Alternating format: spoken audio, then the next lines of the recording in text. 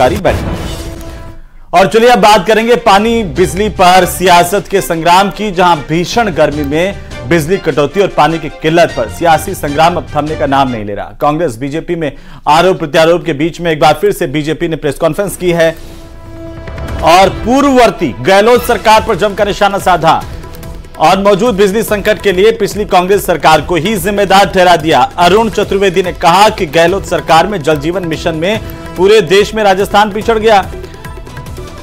अरुण चतुर्वेदी ने यह भी कहा कि गहलोत सरकार में किस तरीके से जो विकास था वो अवरुद्ध हुआ। गहलोत सरकार के समय केंद्र सरकार ने 27,000 करोड़ जल जीवन मिशन में दिए, लेकिन गहलोत सरकार में 6,000 करोड़ खर्च कर पाई। इसका काफी हिस्सा भ्रष्टाचार की भेंट चढ़ गया। सीबीआई इस घोटाले की जांच कर रही है। बीजेपी सरकार को गहलोत सरकार के समय उधार ली गई बिजली पड़ोसी राज्यों को लौटानी पड़ रही है और बिजली का संकट इस वजह से आ गया। बिजली संकट के पीछे गहलोत का यही अदूरदर्शी फैसला था, यह कहना है भारतीय जनता पार्टी का। आप भी सुनिए क्या कुछ कहा। उसके बाद जल जीवन मिशन जब प्रधानमंत्री नरेंद्र मोदी जी ने 2019 में प्रारंभ किया, सारे देश ने इसका लाभ लिया। राजस्थान सरकार को 27,000 करोड़ रुपए कुल केंद्र की नरेंद्र मोदी की सरकार ने इन 5 सालों में दिए और जिसमें से केवल मात्र 6,000 करोड़ रुपए राजस्थान की सरकार व्यय कर सकी। इसलिए मैंने कहा कि पानी और बिजली दोनों विषयों को लेकर के अशोक गहलोत जी अपनी सरकार के समय काम नहीं कर सके। अशोक गहलोत जी, आप केवल घोषणा वाले मुख्यमंत्री थे, केवल लगातार कोई ना कोई घोषणा करो, धरातल पर कोई नहीं पहुंची। ये आंकड़े इस बात का प्रमाण है कि आपने घोषणा की और उनके लिए जो मेटेरियल जरूर कराना था, जो कुछ भी आपको फॉर्मेलिटीज पूरी करनी थी, वो तक आपने पूरी नहीं। इसका परिणाम यह हुआ कि राजस्थान की जनता आज इस भीषण गर्मी में पावर कट की इस परेशानी से लगातार जूझने काम कर रही है। हीट स्ट्रोक से एक और मौत की आशंका बताई जा रही है। सामलियाजी मंदिर के पुजारी की मौत होने की जानकारी सामने आ रही है। कोलवा थाना इलाके में मंदिर में ये पूजा करता था। परिजनों ने बिना बताए अस्पताल लाया भी नहीं और पहले ही अंतिम संस्कार करवा दिया। तो इसे लेकर के आशंका जताई जा रही है कि हीट स्ट्रोक से मौत हुई, लेकिन इस मौत की असली वजह क्या है ये जांच के बाद ही साफ हो पाएगा। और इसी बीच बाड़मेर से बड़ी खबर, जेल में कैदी की मौत के मामले को लेकर लगातार सियासत गर्माती हुई नजर आ रही है। इस मामले में अभी तक कोई सहमति नहीं बन पाई। संभागीय आयुक्त और आईजी यहां पर बाड़मेर पहुंचे हुए हैं। इससे पहले हमीर सिंह भायल विधायक जो हैं वो पहुंचे थे धरना स्थल पर।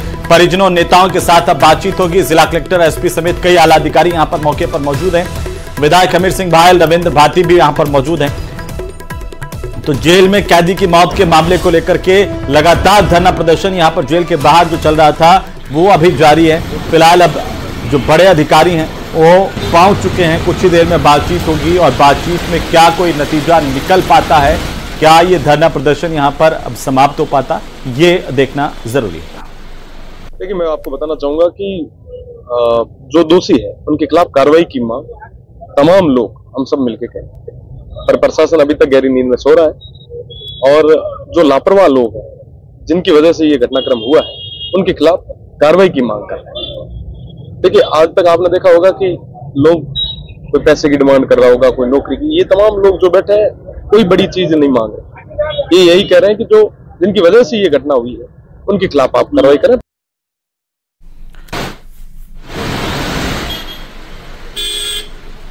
तो जेल में कैदी की मौत का मामला लगातार गरमाया हुआ है। यहां पर विधायक हमीर सिंह भायल के साथ ही अन्य जनप्रतिनिधि भी धरने पर बैठे हुए। ज्यादा जानकारी के साथ सहयोगी प्रेमदान हमारे साथ जुड़ चुके हैं। प्रेमदान, क्या है पूरा मामला और अभी क्या अपडेट है आपके पास?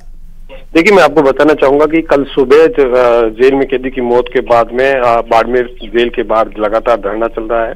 उसके बाद में सरकार की ओर से सिवाना विधायक हमीर सिंह भायल को इस मामले में निस्तारण करने के लिए यहाँ भेजा है। स्पेशल तौर से हमीर सिंह भायल यहाँ पर पहुंच चुके हैं। हमीर सिंह भायल के साथ में यहाँ पर संभागीय आयुक्त और आईजीपी जो है वो भी यहाँ पर पहुंचे हैं। उनके साथ में चौहटन विधायक आदूराम मेघवाल, जो रविंद्र सिंह भाटी है जो कल से धरने पर बैठे हैं, उनके साथ ही समाज के मौजूद लोगों के साथ में वार्ता चल रही है। और आज जो वार्ता चल रही है संभवतः इससे कुछ न कुछ समाधान निकलने की संभावना है, क्योंकि लगातार जो कल से वार्ताएं चल रही थी वो वार्ताएं सफल नहीं हो रही थी, क्योंकि जेल प्रशासन के ऊपर लापरवाही का आरोप है और इलाज नहीं मिलने के कारण कैदी की मौत का और ये सीधी तस्वीरें आ रही हैं प्रधानमंत्री नरेंद्र मोदी पूजा अर्चना करते हुए और कन्याकुमारी के अंतिम छोर पर जहां पर वे ध्यान मुद्रा में आज लीन होंगे, उससे पहले दर्शन किए हैं स्वामी विवेकानंद मेमोरियल स्मारक पर प्रधानमंत्री नरेंद्र मोदी कन्याकुमारी के प्रसिद्ध विवेकानंद रॉक मेमोरियल में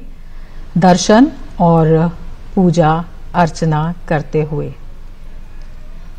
ये बेहद महत्वपूर्ण है क्योंकि तो प्रधानमंत्री नरेंद्र मोदी यहां पर कन्याकुमारी में इस वक्त मौजूद हैं। सीधी तस्वीरें सागर तट से, जहां पर यह अंतिम छोर भारत का, जिसे विवेकानंद रॉक मेमोरियल यहीं पर है और प्रधानमंत्री नरेंद्र मोदी आज रात्रि विश्राम भी यहीं करेंगे। लेकिन उससे पहले प्रधानमंत्री ने विवेकानंद रॉक मेमोरियल में स्वामी विवेकानंद को नमन किया है, पूजा अर्चना भी की है। अन्य मंदिरों में भी उन्होंने भगवान के सामने विशेष पूजा अर्चना की। और इस वक्त आप ये सीधी तस्वीरें सबसे पहले सबसे तेज न्यूज़ 18 राजस्थान पर आप देख पा रहे हैं। 1 जून की शाम तक ध्यान मंडपम में प्रधानमंत्री नरेंद्र मोदी, और आज इससे पहले भगवती अम्मन मंदिर में भी प्रधानमंत्री ने पूजा अर्चना की। उसके बाद रॉक मेमोरियल में स्वामी विवेकानंद के स्मारक पर प्रधानमंत्री ने पहुंच करके ध्यान पूजा अर्चना की, स्वामी विवेकानंद को नमन किया, उनके आदर्शों को याद किया और देश जिस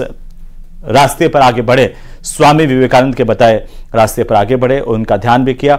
और यहीं पर प्रधानमंत्री नरेंद्र मोदी जो है वो ध्यान मुद्रा में लीन होंगे, ध्यान लगाएंगे ध्यान मंडपम में। आज रात्रि विश्राम उनका यहीं पर है कन्याकुमारी में। प्रधानमंत्री नरेंद्र मोदी लगातार जो चुनावी भागदौड़ है उसके बाद अब प्रधानमंत्री यहां पर आज ध्यान केंद्र पर हैं। तो वहीं झुंझुनू के डॉक्टर संजय धनखड़ के किडनी कांड का खुलासा होने के बाद अभी तक चिकित्सा विभाग ने डॉक्टर धनखड़ के खिलाफ जांच पूरी नहीं की है।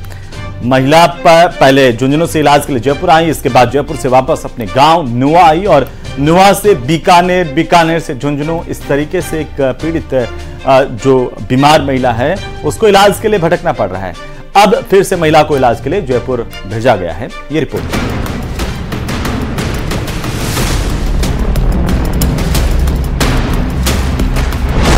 किडनी कांड की पीड़िता की हालत गंभीर।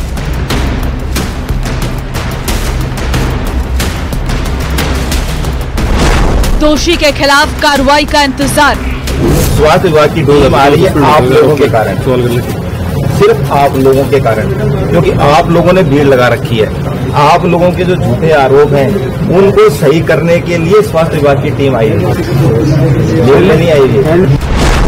अपनी सफाई में तर्क पेश करना इंसान का बुनियादी अधिकार है, लेकिन ये कैसा अधिकार कि सरोकार की बात करने वाले को ही कटघरे में खड़ा कर दिया जाए। देखिए कितनी सफाई से किडनी कांड का बेशरम चेहरा संजय धनखड़ किडनी कांड पर मचे बवाल के लिए मीडिया को कसूरवार ठहरा रहा है। स्वास्थ्य विभाग की टीम आ रही है आप लोगों के कारण, सिर्फ आप लोगों के कारण, क्योंकि आप लोगों ने भीड़ लगा रखी है। डॉक्टर संजय धनखड़, धनखड़ अस्पताल और किडनी कांड। झुंझुनू में पिछले 3 दिन से ये सबसे बड़ी घटना बनी हुई है। वहीं 3 दिन बीत जाने के बाद भी अब तक 5 डॉक्टरों की टीम ने अपनी रिपोर्ट तक तैयार नहीं की है, जिसके कारण डॉक्टर संजय धनखड़ पर कार्रवाई अटकी हुई है। हालांकि अगर जांच रिपोर्ट में डॉक्टर संजय धनखड़ की लापरवाही सामने नहीं आई तो हो सकता है कि पूरा का पूरा मामला यहीं खत्म हो जाए। और अगर लापरवाही आती है तो देखने वाली बात होगी कि चिकित्सा विभाग क्या कड़े कदम उठाता है। अभी हमारे प्रभारी सेक्रेटरी जो झुंझुनू जिले के लगे हुए सुमित शर्मा सर और कलेक्टर साहब मैडम ने विजिट की है। उन्होंने उनके परिवार को किडनी ट्रांसप्लांट के लिए समझाया है और साथ ही सुमित सर हमारे प्रभारी जो सेक्रेटरी झुंझुनू के उन्होंने निर्देश दिए हैं सीएमएचओ पीएमओ को, यहाँ से मेडिकल की टीम भी जाएगी, प्रशासन की टीम भी जाएगी और वहाँ मेडिकल कॉलेज एसएमएस में इनका ट्रीटमेंट कराया जाएगा और वहाँ पे टोटल की इसकी मॉनिटरिंग हमारे एसीएसबीएम कर रही है। बीते 3 दिन की बात करें तो पीड़ित महिला ईद बानो की हालत गंभीर बनी हुई है। परिजन खुद तय नहीं कर पा रही हैं कि वे क्या करें, इसलिए वे कभी बीकानेर तो कभी झुंझुनू तो कभी जयपुर के चक्कर लगा रही हैं। हालांकि कलेक्टर के आश्वासन के बाद परिजनों में ईद बानो की जिंदगी की आस फिर पैदा हो गई है। मैं बीकानेर से मेरी घर रेन लिया है, मतलब मेरा दिल को दाखिल बड़े इलाज को नहीं हो, मैं मेरी घर देना के लिए ईद बानो में जना मैडम को फोन आया अपने कलेक्टर साहब को, ये बोलिया से 20 तो 88 तो खेतान में लिया अपने आपा इलाज कराऊंगा। भाई मैडम को सबसे धन्यवाद। प्रशासन पूरी तरह ईदवानों की जान बचाने की कोशिश में जुटा है। अब ईदवानों को एक बार फिर जयपुर रेफर करने की तैयारी है ताकि उन्हें डॉक्टरों के ऑब्जर्वेशन में रखा जाए। वहीं परिवार के लोगों को भी मोटिवेट किया जा रहा है कि वे ईदवानों को किडनी देकर उसकी जान बचाएं।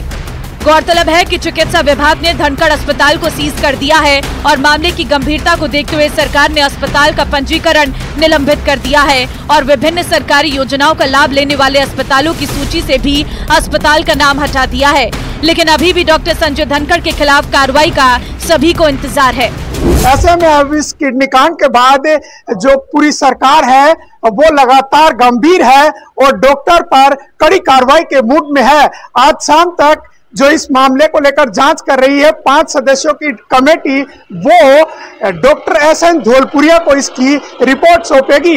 इसके बाद एसएन धौलपुरिया है वो अपनी तथ्यात्मक रिपोर्ट जो एसीएस है सुब्रा सिंह उनको सौंपेंगे। करसन सिंह शेखावत, न्यूज़ 18 राजस्थान, झुंझुनू। तो वहीं यूपी, बिहार और झारखंड समेत अन्य राज्यों से गरीब तबके की नाबालिग लड़कियों को शादी के नाम पर बेचे जाने के मामले में अब परत दर परत कई चौंकाने वाले खुलासे हो रहे हैं।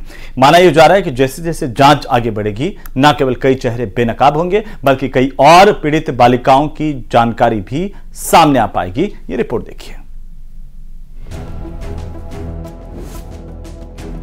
कोचिंग नगरी को दाग लगाने वाले लड़की खरीद फरोख्त मामले की जांच जैसे जैसे आगे बढ़ रही है वैसे वैसे रोजाना नए खुलासे हो रहे हैं। जांच में सामने आया कि गिरोह के तार राजस्थान के साथ ही झारखंड, बिहार समेत कई राज्यों में फैले हुए हैं। मामले की जांच जैसे जैसे आगे बढ़ रही है उससे कई और बड़े चेहरे बेनकाब हो रहे हैं। कोटा के एक बड़े उद्योगपति सहित कई चेहरे जांच के दायरे में हैं। फिलहाल पुलिस ने 2 महिलाओं सहित 3 आरोपियों को पकड़ा है। पुलिस ने साफ कर दिया है कि आरोपियों को बख्शा नहीं जाएगा। लेकिन जिस तरह से जांच हो रही है उस पर गंभीर सवाल उठने लाजमी है। सरगना और महिला आरोपी पर हल्की धाराएं क्यों लगाई? आरोपियों के खिलाफ कड़ी कार्रवाई क्यों नहीं की गई? दूसरी बंधक लड़कियों को अब तक दस्तयाब क्यों नहीं किया? गौरतलब है कि बिहार, झारखंड समेत कई राज्यों से गरीब तबके की नाबालिग लड़कियों को नौकरी के नाम पर लाकर कोचिंग नगरी में बेच दिया जाता है। गिरोह के सदस्य गरीब परिवारों को टारगेट बनाते हैं। नौकरी का झांसा देकर लड़कियों को लाया जाता है। जंगल में फंसी लड़कियों का शोषण किया जाता है। भागने की कोशिश पर जान से मारने की धमकी देते हैं। गरीब नाबालिग लड़कियों के खरीद फरोख्त मामले में ऐसे कई चौंकाने वाले खुलासे हुए हैं जिसको सुनकर आपकी रूह कांप जाएगी। लेकिन पुलिस है कि जिस तरह से धीमी गति से जांच कर रही है उससे उसकी ही कार्य प्रणाली पर सवाल उठ रहे हैं। बताया जा रहा है कि 10 से 15 साल की इन नाबालिग बालिकाओं को दुल्हन के वेश में सजा धजा कर और आरोपियों के सामने पेश किया जाता था और 2 से 5 लाख रुपए में सौदा किया जाता था। बाल कल्याण समिति के संज्ञान में आने के बाद अब इस मामले में कई और चौंकाने वाले खुलासे हो रहे हैं। कोटा से न्यूज़ 18 राजस्थान के लिए ओम प्रकाश मारू। और इसी बीच राजधानी जयपुर से बड़ी खबर मिल रही है जहां पर शिक्षा महकमे का बुरा हाल है। तकनीक के दौर में 4 घंटे से वेबसाइट बंद है। 5वीं और 8वीं के रिजल्ट से पहले ही ये वेबसाइट यहां पर क्रैश हो गई थी। वेबसाइट क्रैश की वजह से ऑफलाइन रिजल्ट जारी करना पड़ा और कल तक वेबसाइट पर रिजल्ट अपलोड होगा। 25 लाख से ज्यादा छात्र अपना रिजल्ट नहीं देख पा रहे हैं। तकनीक के इस दौर में शिक्षा विभाग का हाल क्या है वो जरा जानिए कि कैसे पिछले 4 घंटे से वेबसाइट बंद है और अभी कब तक ये दुरुस्त हो पाएगी इसे कोई बताने वाला नहीं है। 25 लाख से ज्यादा प्रदेश के ऐसे विद्यार्थी हैं जो अपना रिजल्ट क्रैश होने के चलते, वेबसाइट के क्रैश के चलते अपना रिजल्ट नहीं देख पा रहे हैं।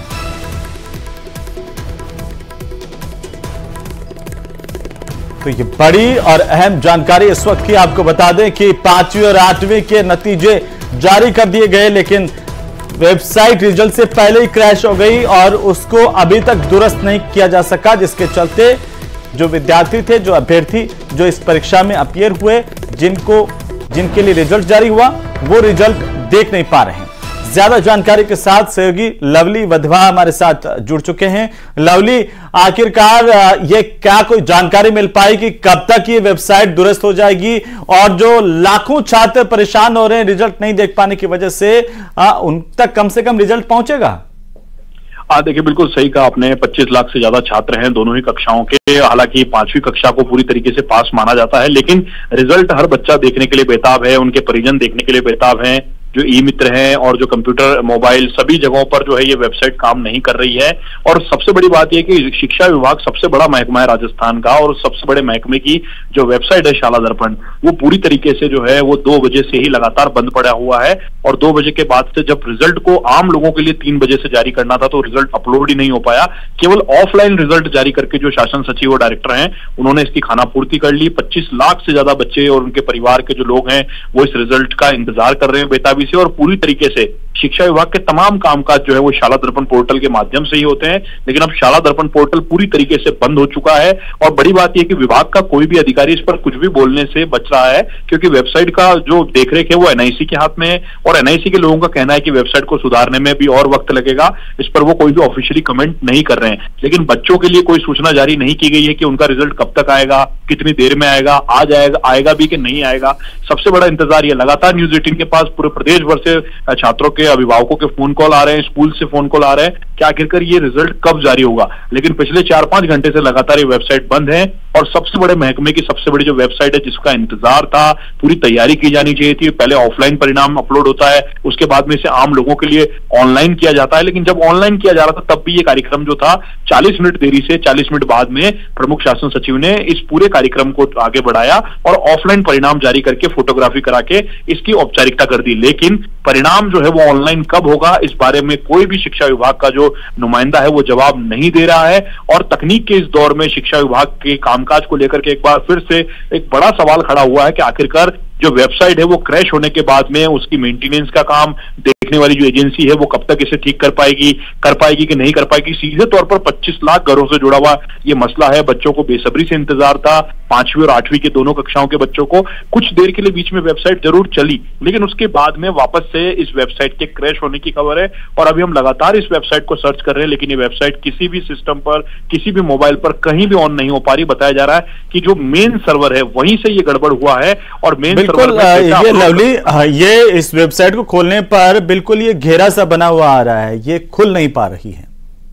देखिए, बिल्कुल ये वेबसाइट का ऑफलाइन का लिंक है, जब ऑफलाइन में अपलोड कर रहे थे, लेकिन उसके बावजूद भी रिजल्ट अपलोड नहीं हो पाया।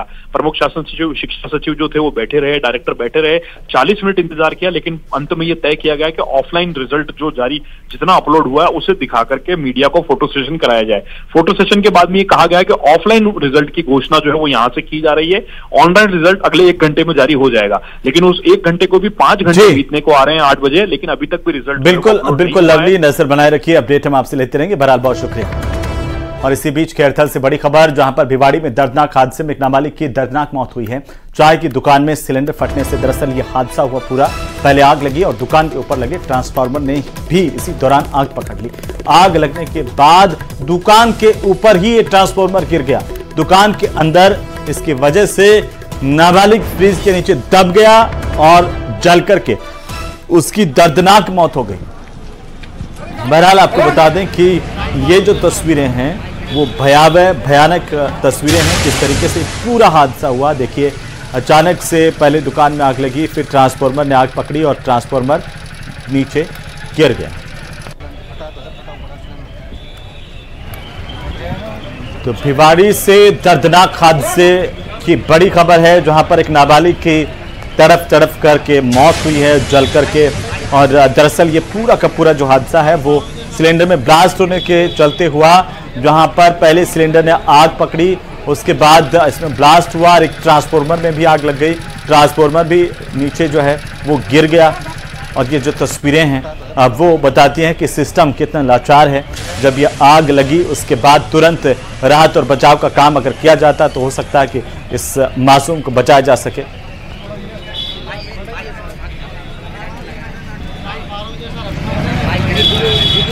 रेवाड़ी में आग की ये तस्वीरें, दर्दनाक हादसे की तस्वीरें भयावह करने वाली हैं। बहरहाल एक नाबालिग की दर्दनाक मौत हुई है।